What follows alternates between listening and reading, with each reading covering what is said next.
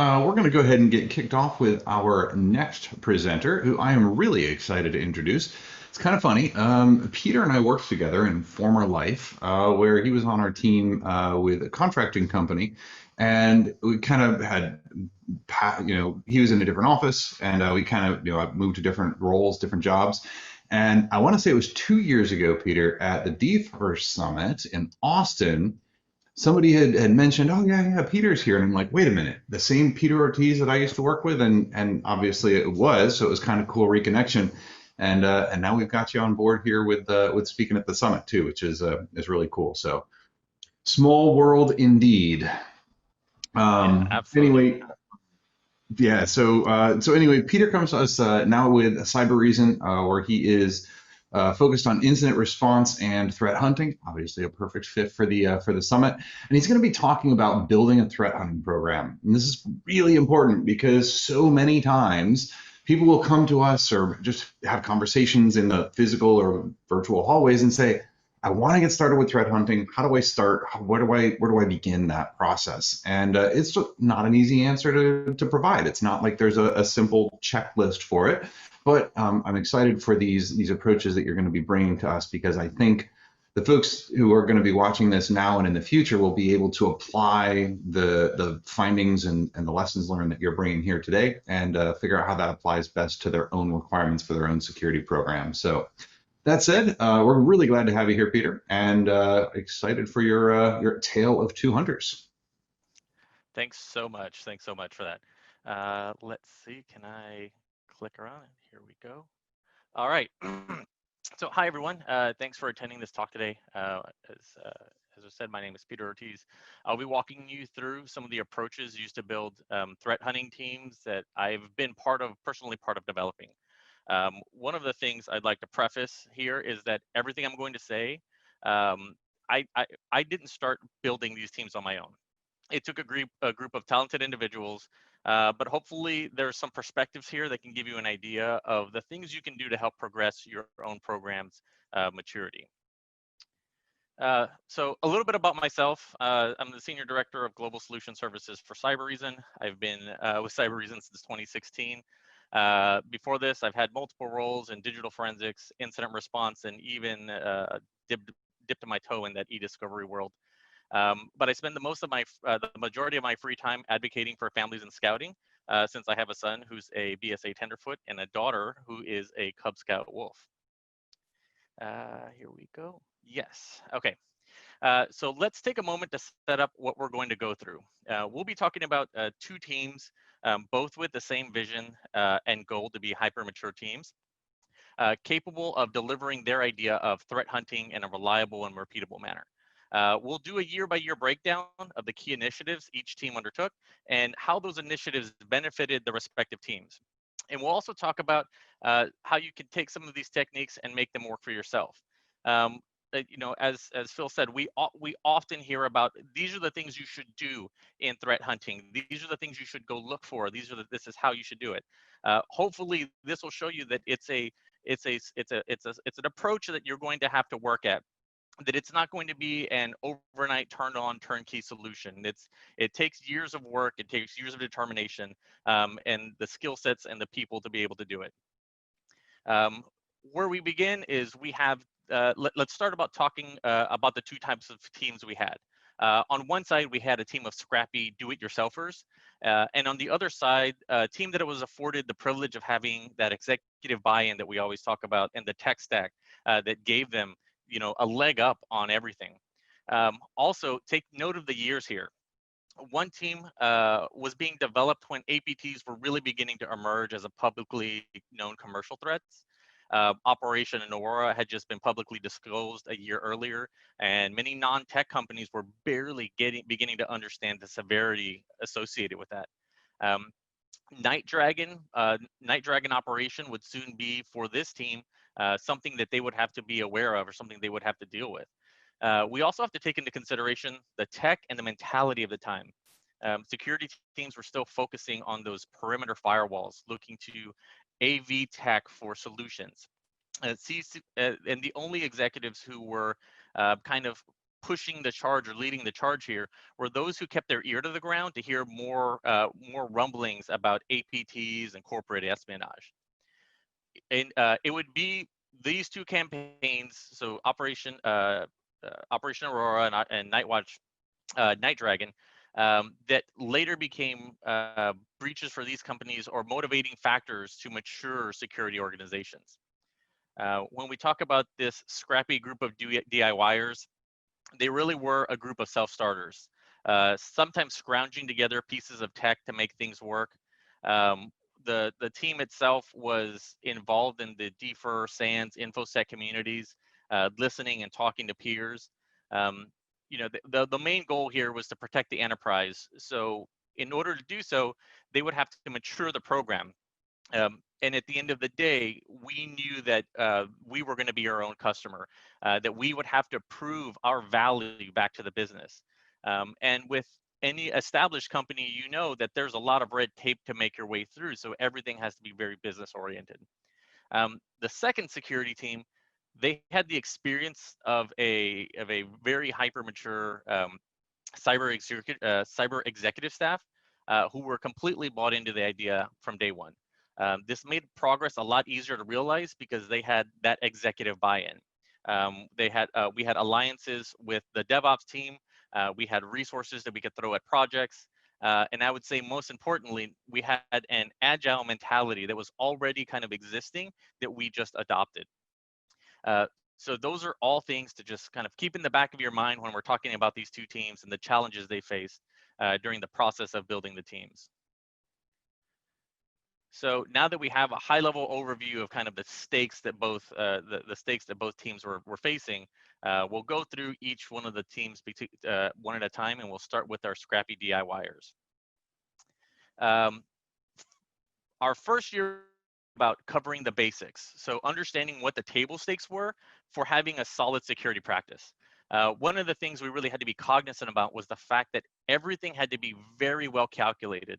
Again, this is a large global organization and things just take time, lots of red tape. The founding team really was just 3 members, a seasoned Air Force OSI vet, a seasoned IT forensicator who had been with the company for a long time that just happened to be involved with SANS, and a DFIR automation guy.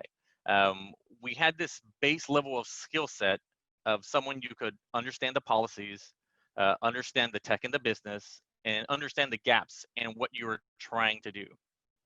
And as any good team does when they first enter a new organization is we did stack review.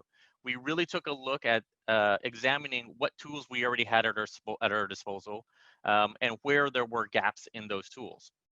For us, we had your standard perimeter technologies and some basic endpoint tech. For the perimeter technologies, it was standard stuff: firewall logs, proxy logs, VPN logs that just needed to be centralized, which led us to a large investment in SIM technology. There were also existing security tools such as IPS, AVs, those proxies we talked about, and enterprise forensics tools. And these enterprise forensics tools are the same ones we used for dead box forensics on the investigation side, just over the wire. And these same tools were leveraged also for e-discovery, had some traditional incident response capability, but when you think about where we were then and where we are now, nowhere near the capabilities where we have now. And we were really trying to push that envelope for the kinds of live responses we were trying to get to. The last area we had to review was what kind of policies we had in place. What did our incident response plan look like? Did we have compliance requirements? We had to also figure out what we were going to try to map to, how we were going to hold ourselves accountable for this program that was being built. The other thing we had to keep in mind is this team was actually a sub-team of a digital investigations team. So that means that many of us were dual rolled in digital forensic investigations and leading this IR charge. So we had to balance where our focus was going to be on really on a daily basis. When we talk about year 2 and when we look at the things that we accomplished or some of the key initiatives for that second year, it really was making cyber a thing for the business. we're now getting a lot of data into the SIM. We start analyzing that data that was coming in and writing those SIM-based correlation detections. Um, and honestly, this rule writing took up a huge chunk of our time between writing the rules and managing the SIM itself. I can remember we would actually spend days on days having whiteboard sessions, workshopping rules based on the data that was coming in from the different data sources, trying to go through a standard that standard hunting logic where we develop a hypothesis and then we test it on the data that we had, and then we continuously refine that detection until we had something with a low full false positivity rate and a high confidence rating. And that was just daily standard, daily operations for us. We also built a DIY SOAR platform before SOAR platforms were a thing, um, which was built from scratch using SharePoint and a custom-built Python backend. We essentially built an orchestration platform and ticketing system. And for us, that was a major accomplishment because now we could start producing metrics on what we were doing and how we were how we were performing as a team. Um, but we knew early on that we had to automate as much as we could. And we were able to automate a lot of the mundane tasks such as ticketing, help desk submissions, live response collections, and data enrichment. So on the data enrichment side, correlating to VT threats, as well as pulling in business intel data from business systems that were already existing. From a documentation perspective, we began to look at how we could measure our program. We also made the decision to start aligning to a measurable framework, which brought us to evaluating the NIST framework and understanding the lift associated with checking those checkboxes. We also began response readiness planning to make sure we had that documented procedure for any event that may come our way. We started building playbooks on how to respond to the alerts that were coming out. One of the biggest things that really helped us in this time was an initiative that our CISO really pushed for us to deliver. He wanted the experts in cyber to get in front of the people who could talk cyber to the business. He wanted us to brief different portions of the business on cyber threats, cyber risk, and why it's important and what are those threats. He was really trying to get us bought into the business. And we would also go through these tabletop exercises with these same business entities to understand where we are as a company when it comes to executing a response plan. We decided early on that there was a large lift in work here. We have these foundational table stakes that we need to work on, but we also need to kind of up level the detections piece that we're doing. So we brought on some additional support as a stopgap to help us focus on maturing the program. And we also brought in some of the early stages of tiered triage. So we brought in some folks to help us. We brought in one person, to help us do those L1 alerts from both the managed provider and the alerts that we were writing, the three of us were writing off of the SIM detections. Year 3, we really kind of turned a page. We started focusing really on threat-based hunting. Sometimes the data that you have is all that you have. We've heard some talks today talking about modeling data and putting data into certain structures so that you can look at it. We were doing that. We were looking at the behavior of the data, the behavior of the attackers, and trying to make detections based on that. We needed reinforcements, obviously. We brought in an additional tier 1 analyst to help us, over those additional hurdles that were coming in.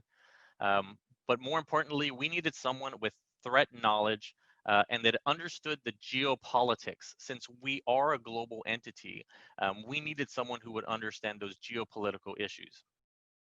And on top of that, we brought in a tooling engineer to free up analysts from troubleshooting calls. We were spending a lot of our time not only writing detections, understanding data, making sure data sources were being brought in, but just working with the tool itself. Um, we brought in, we started to really lean into our DIY SOAR platform build out. We were bringing in more automation, more tasks. We were doing automated triage for a while, building those little bits and pieces that just made it faster. Um, a big hurdle we overcame was launching live response collections with sim alerts. We knew that as the alert was coming in, we needed to be able to go do something, pull data off, and have that data for an analyst. Um, and since we now had some tier one people looking at these alerts, we were getting a lot of feedback on what was true positive, false positive, and how we could work our way through that. And we strived for more visibility. We've talked about that. We've heard about Security Onion today and Bro today, and some of the different open source projects. But that's really where we started going. We said, okay, if we can't pay for it and get something else, start getting our own type of technology in. And let's start increasing the logging on our endpoints for those DFIR situations when we actually just need to go grab data. In year 4 is really when the balance shifts for us. We actually start to outpace the MSSP that we had. So we actually are able to alert on things and find things faster than they are, but it was about an average of 2 days. So we are actually able to stay ahead and start putting in compensating controls way before that happens. We really embraced, so we brought on 2 more tier 2 analysts, and this was a huge lift off us. So now they are helping with writing the playbooks, with automations, with detections, with process and process flow. And we really embraced what would be the security onion alerts. We integrated more with the IT ticketing system, so that way we could take more actions and have more response actions kind of just automated. And it's this last point that we really focused on. We were a whole group of digital forensic DFIR people, and we really wanted a new tech stack. We wanted to be able to take our team and say, look, just give me data, give me more data, give me an endpoint DVR, so I can go look through the data and understand what's there. And we'll write rules. We'll figure it out. And we also said we need, network monitoring. We need some kind of deep packet inspection technology to see what's going on there. And I overclicked. I apologize.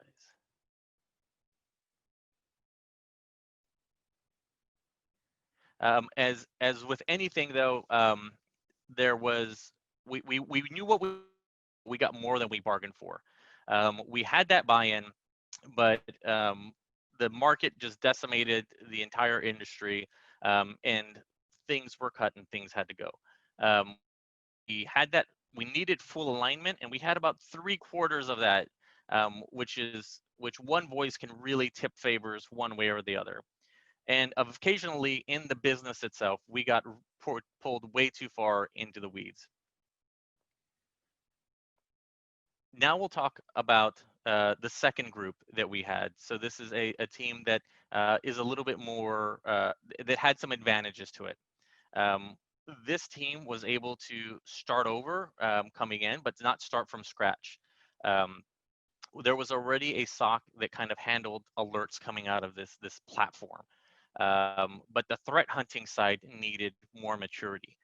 It was being performed ad hoc, so and it was leveraging existing technologies or existing methodologies for performing hunting. We've seen these before: baselining, stat counting, clustering, grouping. But when we're talking about adversarial behaviors, it really didn't line up.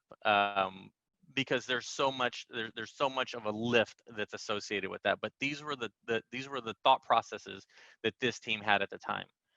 Coming from the previous team, the DIYer group, we knew that we could do better with more behavioral focus analysis. And if we took that threat intel and really leaned into it, we could build detections that could short circuit a lot of the analysis.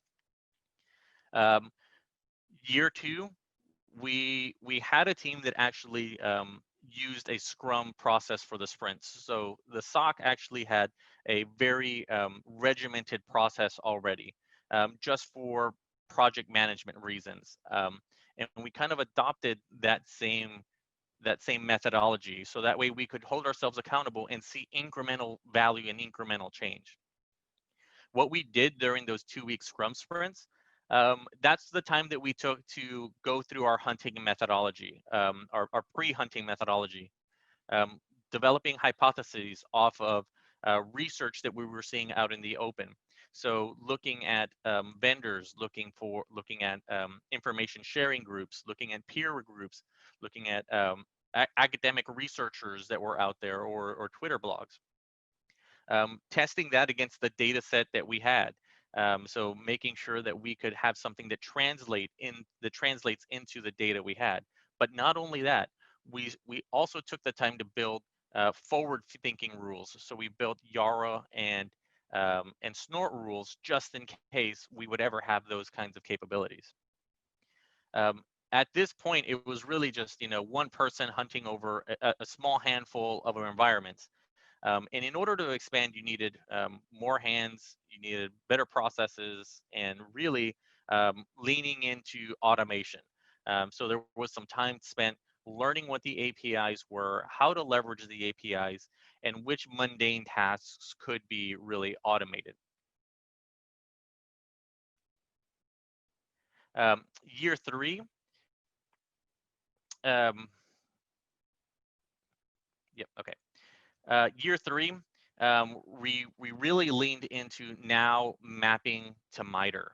This is where we kind of moved away from those techniques of stat counting and clustering and grouping and pulling just 2 million rows of data.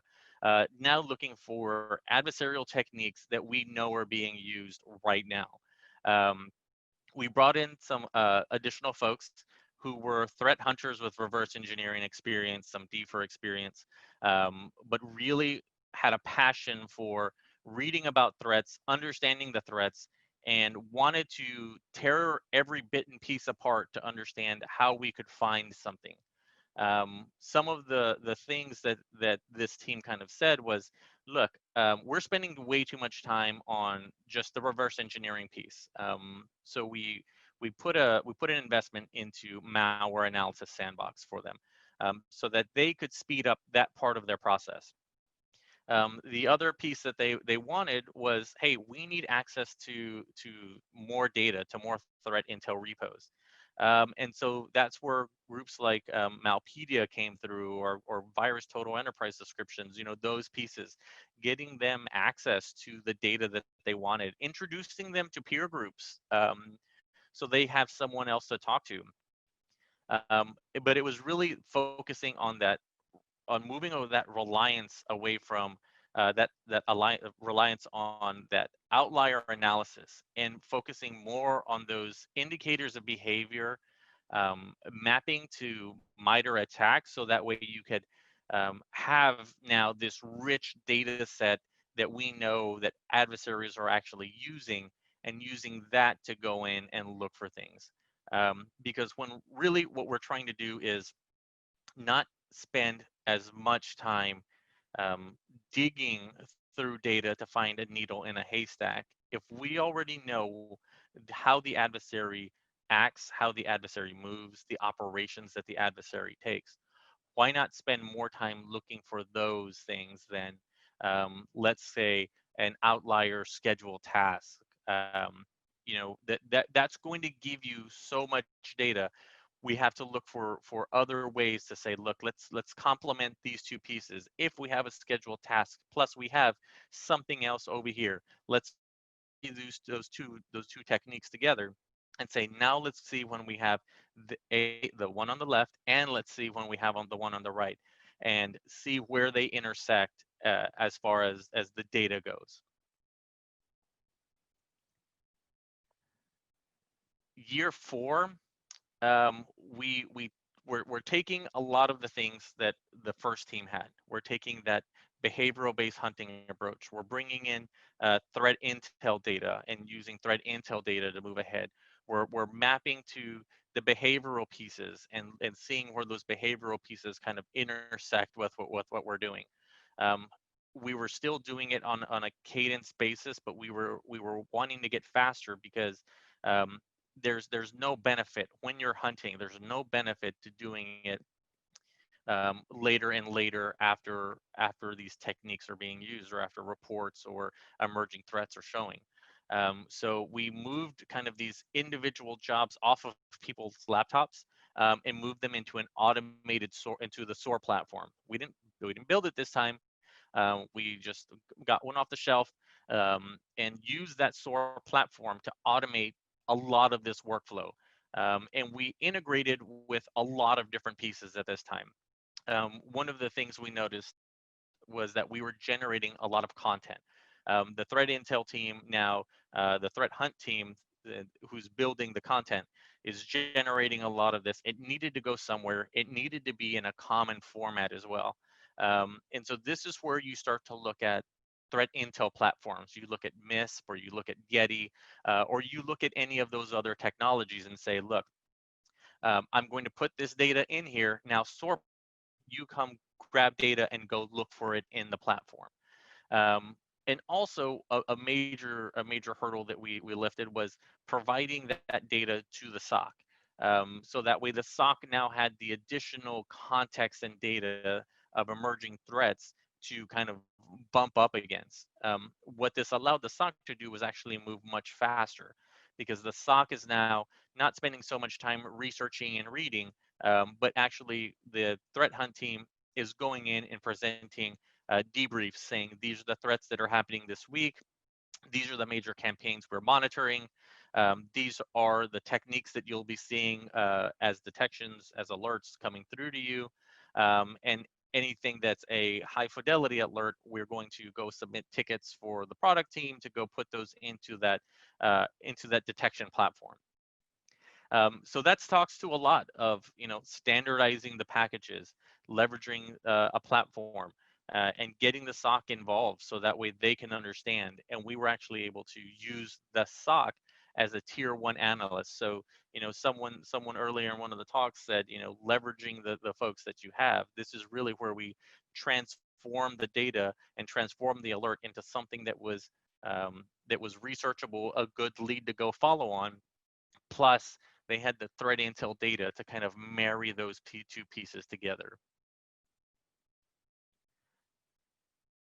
When we're looking at why this team was also successful, both teams were successful in their own ways. Um, this team, the buy-in really for them was their large crucial point. In the DIY team, we were our CISO at the time wanted us to get in front of the business, so we could communicate, so we could socialize, and we could help build the case for why cyber is important, why threat hunting is important, why understanding threats and risks is important. This time we didn't have to spend as much time um, doing that in front of executives or getting that senior management buy-in. Um, and it really was the convergence of the right tech and methodology at the time. The tech at first was right and the methodology was wrong, and then we kind of fixed that with some of the things the first team was doing. We brought in that threat hunting methodology, that behavioral based analysis, and we married those two together, and that gave us kind of like a year and a half of lead on the other team, and being able to focus and lean in on that threat intel based hunting. There are, even though you have MITRE as a framework, when we go through the threat intel research that's being published, you will always find unique pieces of information that are unique to that threat actor or that campaign that you can go look for additionally. So being able to actually just spend the time to understand the threats, to read the reports, to read the research, and not have to be bogged down with all the other business related pieces, the socialization, the consulting of the larger business. and actually just being able to focus on those pieces really made this team successful.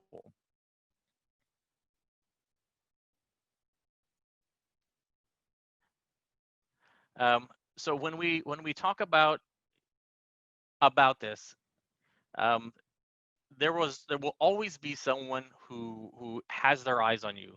Um, there's always going to be a C-suite executive or a high-level executive. There is always going to be an executive buyer or someone you're trying to sell the business to.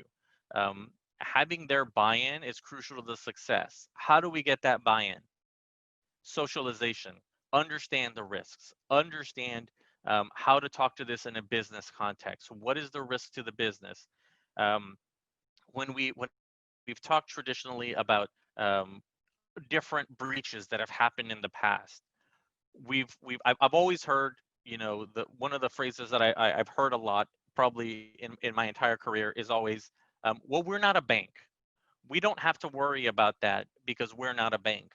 Um, and another phrase was, well, we don't have to worry about that kind of espionage because we do X instead to mitigate that. Um, but now where we are in the today, since this pandemic has started, is we are now looking at every company that has a footprint on the internet is exposed to different threats now. They're exposed to this ransomware piece. They're exposed to everything that's there, and it's a real business for these adversaries now, and it's a real threat to the business. So being able to communicate what that change is and how that change has happened over time is going to be crucial to your success. Um, the technology also affects how agile that we can be. Um, don't be afraid to change your technology in 5 years. Um, because when we look at the technology from 5 years prior, and then 5 years prior to that, so we look at technology 5 years ago and then technology 10 years ago, things have come a long way. So keeping up with a technology or looking forward at a technology in 5 years, um, there will be dramatic technological improvements that will help us become more agile as defenders to these threats that we're facing. Um, Making sure you understand what your mission is and what your requirements are for your different projects. Don't be afraid to spend time building out requirements for anything that you're looking for. If you're looking to bring in a threat intel platform, build requirements. What do you want to do out of, what do you want this thing to do? What do you hope to get out of it? And does it fit your needs? Um, and understand what those needs are and how that's going to affect the business, and really spend time developing the people in your process. There's no real substitution for that. Take the time to make sure that everyone is getting or has access to some breadth of knowledge above their own knowledge. Um, and if you don't have that knowledge, go find someone in the community. Spend time in these different groups or these different settings to find mentors. Understand what the processes of your business are and how those processes have been updated in the past, and leverage the strengths of what you have. And with that, I can open it up for questions.